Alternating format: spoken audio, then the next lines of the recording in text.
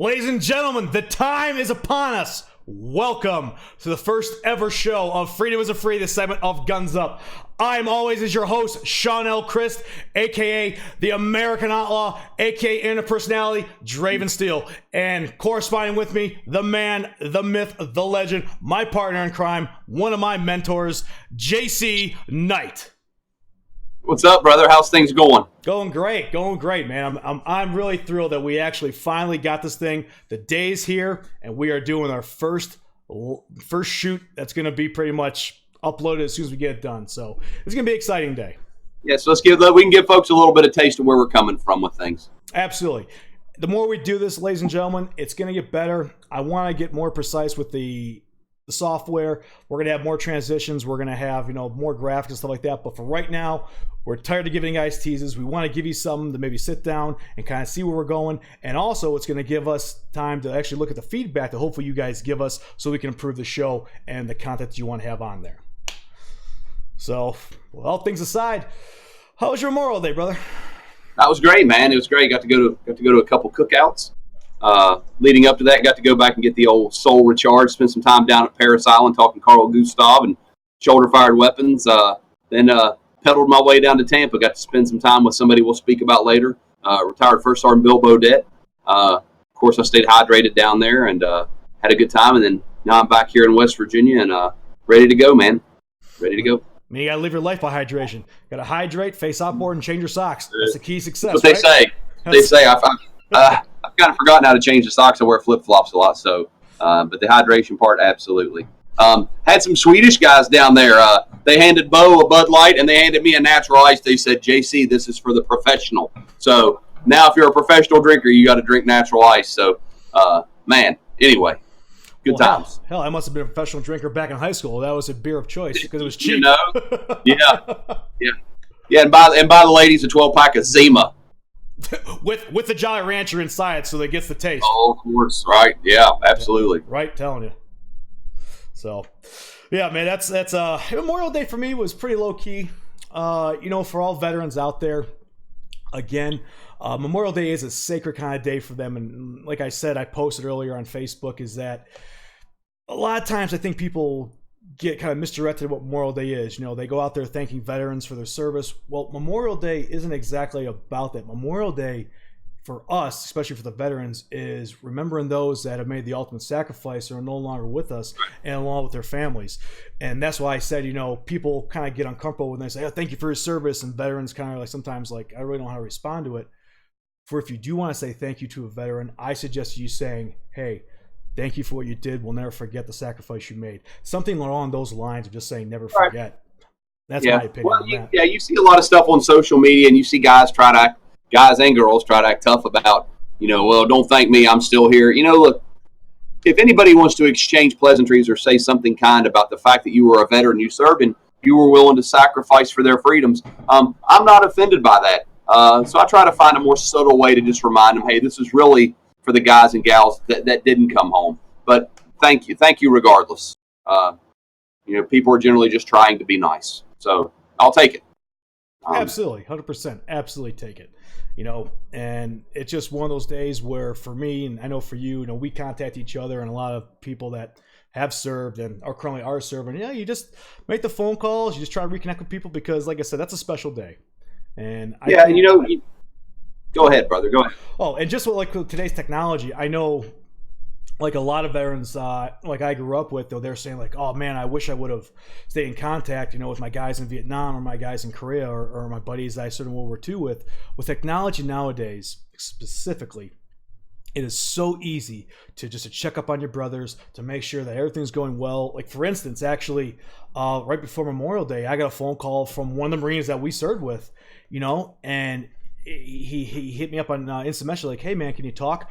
Absolutely, 100%. Dropped everything I was doing. Here's my number. Boom. And we talked for a little bit. And, just little things like that can definitely pull somebody out of a bad spot or pull somebody out of a really strange feeling of them making a poor decision on something that's going to be permanent instead of making a decision that's going to be fixed and everything.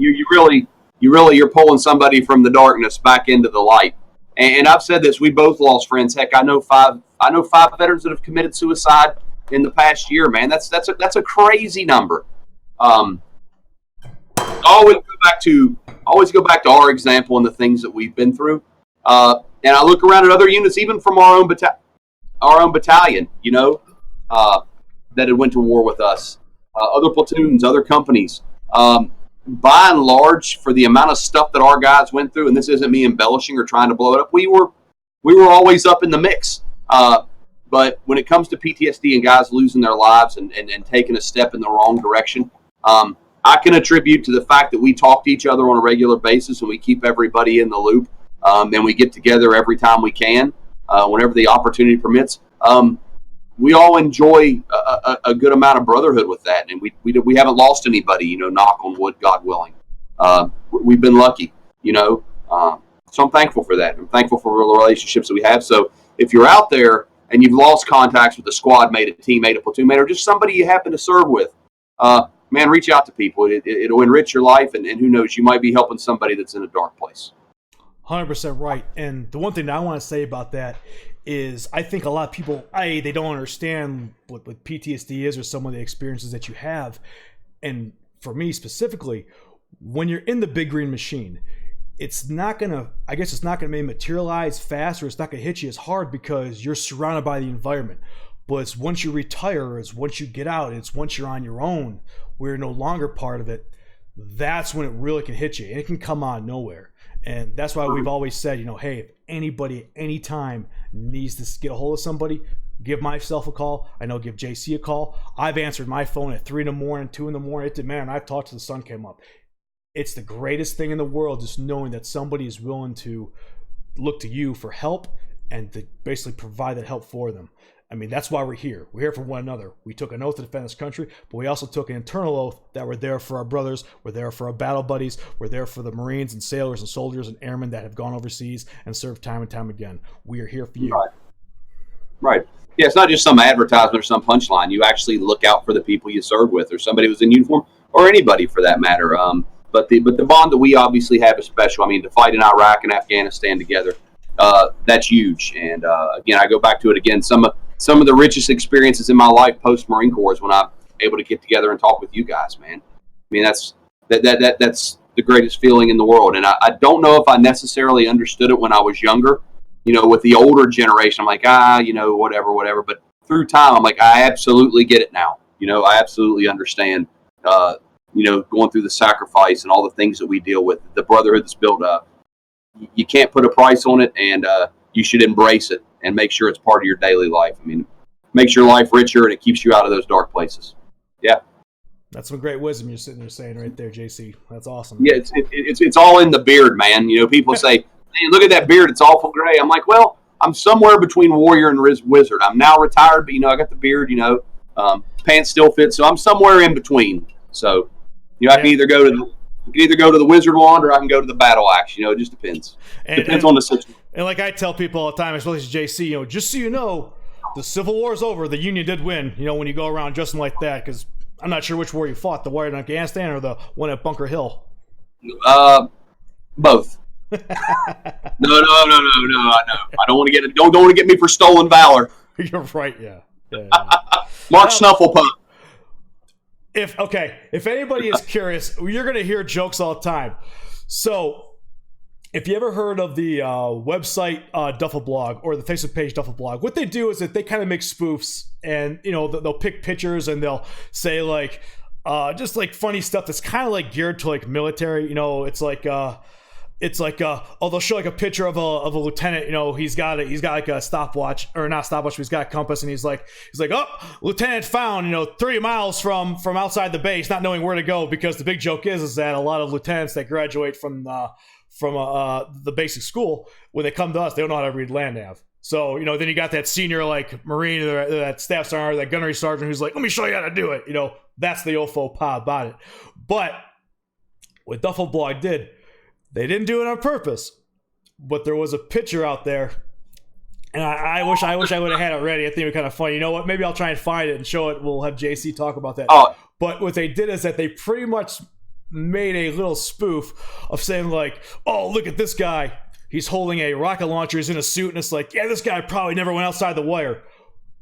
The picture was of the man right here, JC Knight. And let me tell you what, when that word got out that was that picture, that website and that instant messenger on that Facebook page got blown up by Marines saying, like, are you out of your mind? Do you have any idea what this guy did? I mean, there was posting of the awards he got. There was postings of just all the accolades the guy had, and they and me were like, we apologize. Man. We didn't know, but yeah, tell them more about it. I'll try to find a picture. Look, I mean, look up front. I'm humbled. The outpouring of support was overwhelming, but when you read it, it's funny. It's like, Vet Bro claims PTSD and from living on the FOB, working for KBR, and has bad knees from working out with Special Forces guys and all this. It's just they actually picked a legit Marine and threw his picture up there with this obviously BS article. But it was funny. I mean, I get a kick out of it. So and the editor was real nice. He said, yeah, I'm going to pull this. Obviously, this isn't you or your character or what you've done, but it's just funny. You take a retired Marine gunner that's done a thing or two, and you say he's never served. It's like, come on, man. You could, of all guys you had to pick, So, no, it was funny. Got a good laugh, but it also got a lot of people's heart rates up. So I'm glad that's in the rear view. So just chalk it up. Yeah, I'm looking for the picture right now. I mean, I know that thing was probably dead and buried, or they got rid of it. But it was just one of those things that, like, we laughed. I mean, we laughed our asses off because we're like, oh, that's hilarious. I mean, you just don't see that. And like, I'm not trying to sit there and Jason's not trying to toot his own horn or anything like that. But it's just out of the billions of people in this world and the millions that I've served, that's the picture you're going to choose, brother. You picked the wrong man at the wrong time. Yep.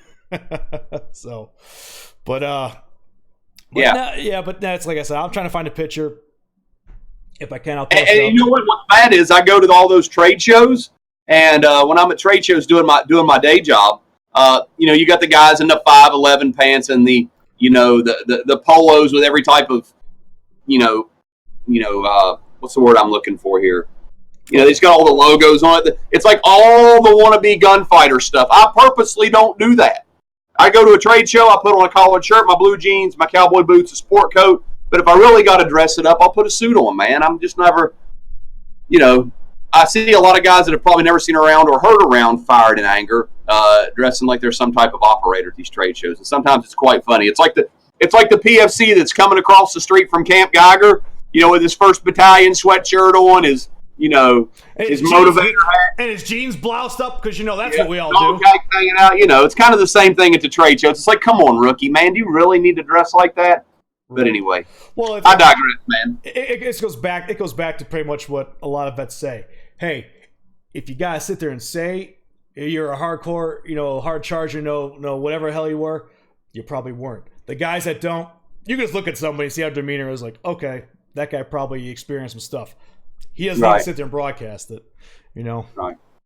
But now be humble. Exactly. Or I tell you what, my father always said this. He said, "Be humble, and if something amazing happens, act like it was supposed to happen, and act like you were there before." Act like you've been there, young man. Absolutely. Now, I'm with it. You know what? Kind of going away from that. I guess people really don't know what you do. Because like you said, the trade shows and all that, and I'm telling you right now, if you look at what JC does right now, it's probably what every living Marine wants to do, and this guy gets to be able to do it. Like, you want a rock star after the Marine Corps, this is what you're going to do. He works for Carl Gustav, and basically you go around the Marine Corps, and you basically you're a salesman, and you're sitting there pitching and teaching Marines how to use the new weapon. So go ahead and tell us a little about that if you can. Yeah, so I work for a company named Saab, SAAB. I work for Saab North America, and I'm part of their ground domain. So I'm part of their ground combat element. So with that, I'm the Marine rep for all of our business dealings with ground combat. So that's In-Law, which is a disposable tank killer. We also have AT-4, which a lot of you are familiar with. Currently, I know the Marine Corps is going to be purchasing our AT-4 confined space. So with the AT-4 confined space round, essentially, you've got a round that you can shoot from inside of a building that's 3 meters by 3 meters by 2.5. And just like you and me experienced in Steel Curtain, Sean, I don't have to stick a Marine in the street anymore to take a damn rocket shot. And the cool thing about those AT4s is they're all going to come with a disposable red dot sight on it. So your hit probability is going to go through the roof. And more importantly, I don't have to stick a Marine out in the street to take a rocket shot because I don't have to consider that large amount of backblast. So that's the AT4 piece. Now we move into what I do most of the time, and that's dealing Carl Gustav. Carl Gustav is a recoilless rifle. Now, whenever I talk to people that don't understand weapons, I usually say, we've got the, I sell rocket launchers, or I'm an arms dealer, but really, we're moving the Carl Gustav, and the Carl Gustav is a recoilless rifle. So it generally deals with bullet technology. We make some rounds that are rocket assisted, but the whole gist behind everything was when I was still in uniform as a Marine gunner, I was tired of our guys using junk, plain and simple. We had 3 systems that shoot under 300 meters that don't do anything particularly well. So with that in mind, I said, why can't we just give the infantry one gun that does everything well? So you think about what you like as an infantryman. I want something to be light. I want something to be easy to use. And I want something that I can train guys to very easily. So the answer to that is Carl Gustav. We have a gun that's about 14 and a half pounds. All of our rounds weigh about 7 pounds apiece. And we have a plethora of rounds that do a plethora of things. We have an Illum round that goes 2,100. We got a smoke round that goes 1,300. We have a multi-target round that can punch through Adobe walls we've seen in Iraq and Afghanistan. Can punch through 30, 32 inches of Adobe and create a big explosion on the backside. We have a 441 round, which has a time fuse on it. So you adjust the time fuse, and imagine if you can, Sean, we got a guy hiding in a creek bed. We got a guy hiding behind a wall. The days of us back in 3.6, instead of having to send a Marine in there or wait on mortars, I can prep it with a 441 round where it essentially flies over and blows down on top of the enemy. And plus, we're taking a system like we talk about the competitor's gun. We talk about the small, wonderful gun that is.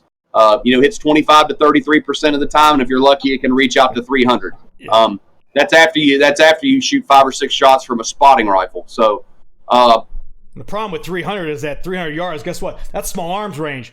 I mean, absolutely. You might as well just be shooting M16s. And look, when I get in front of Marines and I said, why in today's day and age, if we're going to get in front of, if we're going to go fight an enemy, why am I forcing the Marines to maneuver within effective small arms range of the enemy when I can reduce or cripple that guy before I get there? It's a no-brainer to you and me. So something funny, a funny story is this: I know I'm bouncing around a little bit, but I remember getting in front of an old room of gunners and saying this for the first time. It was like I was one of the young Jedi in the back of the room, back in the cheap seats, and then you got like the inner table with like Yoda and Obi-Wan, and like, oh, now we're going to talk about rockets, and all the young gunners are like, JC, say Carl Gustav, and I'm like, Carl Gustav, and all these old guys are like, they get all bent out of shape. And I looked at him, I said, are you guys really going to hang your infantry hat on pushing guns that can't push out past 300? I mean, it's embarrassing. It's embarrassing that we stuck around with that piece of junk for so long. So I'm glad we're heading in a better direction, that's for sure. We owe it to our Marines. I'm tired of memorial services, so are you. I want to kill more of them and keep more of us alive. So I'm passionate about that, and I'm glad that I get to go out and talk about infantry, talk about keeping good guys alive, and just talking about weapons employment. That's what I do. I'm a gunner. So it's great to get out and see our brothers. And interestingly enough, Sean, obviously I don't want you to get excited by the phallic shape of this, but this is our 502 round. Real simple to use. You load it with a D up, you're going to be on delay. It's got a copper cone followed by an aluminum charge behind it. You load it with an I up, it's going to be on impact. So imagine, if you will, I got a bongo truck or something, or a BMP. I put it on delay, it's going to smack, it's going to go through, and it's going to put that aluminum charge on the inside of the vehicle, and we know what that does. Or I simply put it on impact, and it hits the side of the vehicle and it detonates. But the cool thing about this is the Marine Corps is going to have 3 Carl Gustavs in every platoon. So a creative lieutenant or a creative staff NCO or NCO could shake and bake with one gun. It's got 5 or 6 rounds a minute. Or they can employ all 3 guns. They can say, Knight, I want you to put 3 rounds on delay. Christ, I want you to put 3 rounds on impact. and you could do it that way, or you could mix up all the number of rounds. The good thing about this is this is the multi-tool for the infantry squad, platoon, and company that I think is going to change the way we fight for the better. So I'm excited to be on board, and it's also good to get around and travel and see all my Marine brothers. So, yeah, you're right. It is a great life, and I'm glad that I can still contribute to the Marines and those that go forward to protect our freedoms.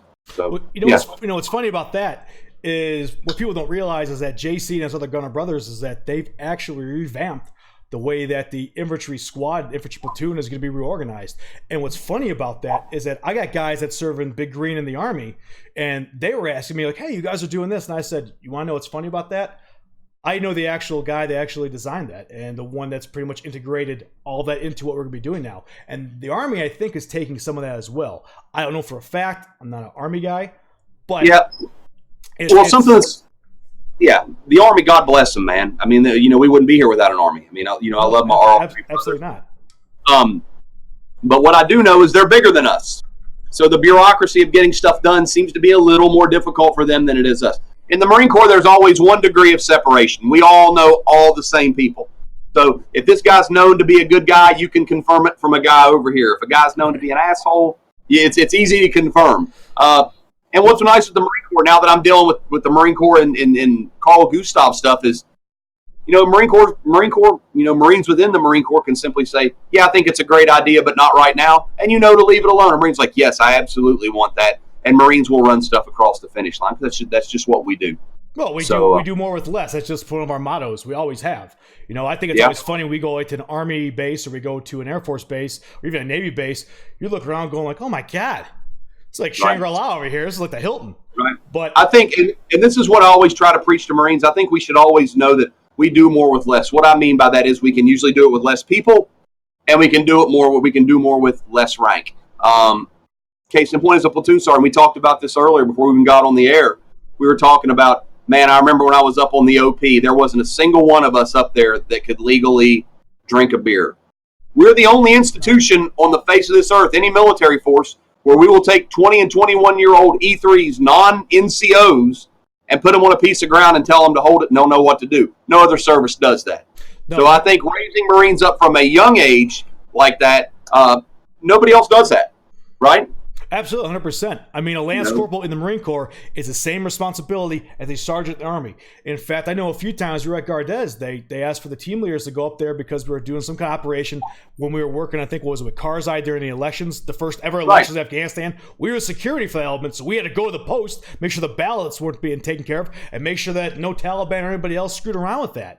And when they said, hey, we want all the team leaders to come to a meeting that the Army is running, I remember I showed up to one of them. A few of the other Marines that were team leaders, Lance Corporal, showed up to them, and they looked at us like, what are you guys doing here? We want, it's NCOs. And we're like, you said team leaders.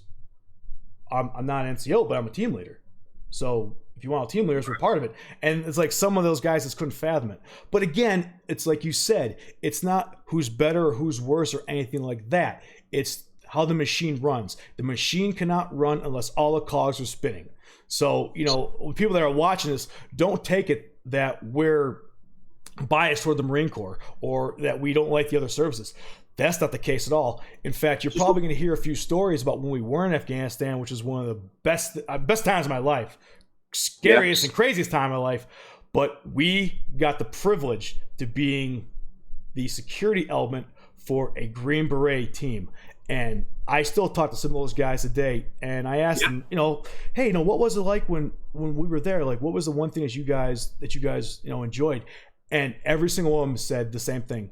They said, Sean, the one thing that we loved about that is that we were at peace. We knew if you guys were on watch, if you guys were with us, we knew we didn't have to worry about anything else.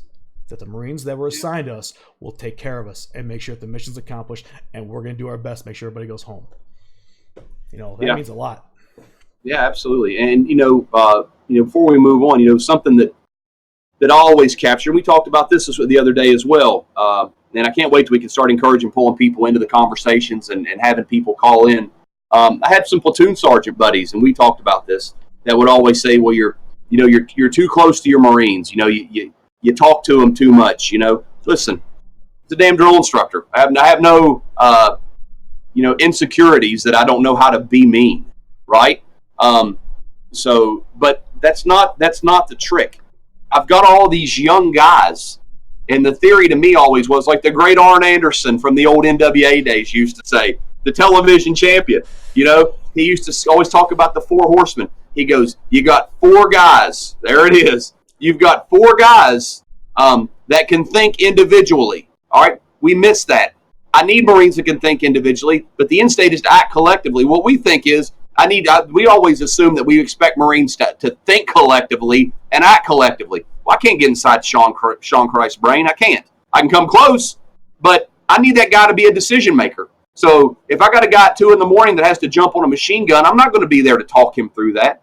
Or if we happen to get in a convoy or stack on a door, whatever. If you're the first man in the stack and you're a PFC and the only reason you're going through that door is because you're scared to death of me, that's the wrong damn answer. So, you know, I need a group of men that can think individually and act collectively. That's why we're here having these discussions today. Absolutely. And I was thinking about this the other day. We're going to talk about what you said earlier. You know, you as a staff NCO taking care of your younger Marines and junior Marines and whatnot.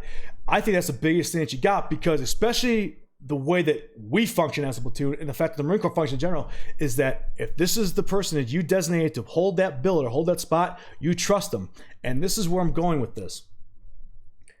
That one night that we were getting bracketed and they were just dropping those mortars and left and right, I mean, just walking them in, and they were hitting maybe 100 yards outside the wire and one hit behind us.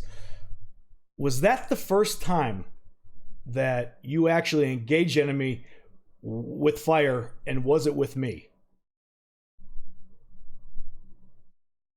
No. Okay.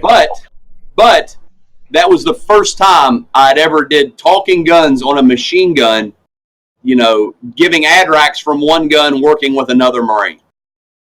To me, right there, I think that solidified why I want to do the Marine Corps for a career. Because as a Lance Corporal, I mean, that's pretty much bottom of the barrel.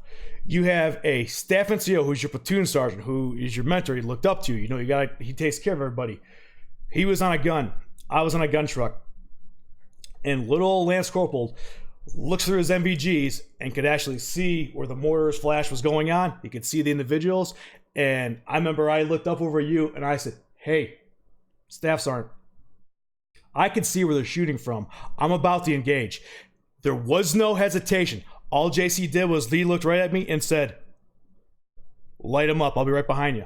You gave me 100% ability to do whatever I wanted, and you trusted me. And from that moment on, that really meant a lot to me.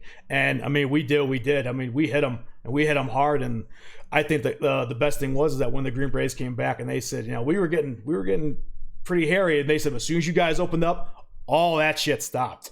Dude, they were able to come home.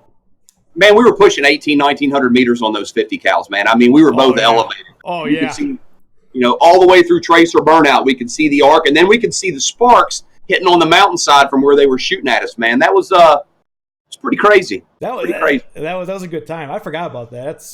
It's funny, as I don't really tell people that story. You know, it's something I was thinking of. But no, if people are wondering, that's the first time that I experienced 100% positive control and something I was going to do. And from then on, you know, that confidence just boosted my career, because you have someone like JC Knight over here who is a bona fide leader, and he takes care of his Marines, and that's what it's all about in the end. I'm some old hillbilly lucky enough to be on the team. Yeah, right. That's the way I see it. That's exactly right. We're all the same way. It's just, hey, it isn't that we try to be better than anybody else, just that the grace of God, we were able to be part of a great unit and a great group of guys. And, you know, people ask me all the time, you know, oh my God, would you guys go back over? I said, I would absolutely go back over, but the only way that I would do it is if I can go back with every single one of the guys I went with, because it's not going to be the same if you go with somebody else, because you think it's going to be, but it's not. That's just the way it is. So, but real quick, ladies and gentlemen, we're going to take a quick break. I'm going to use the restroom. We'll be back. So we're going to do this like in a kind of two-part. We're going to have this segment, probably another segment, maybe do one more after this. So we hope you're enjoying the show. Stay tuned, and go ahead and click on the button to subscribe if you're watching us from YouTube channel. And if not, we'll be right back momentarily. So y'all take care.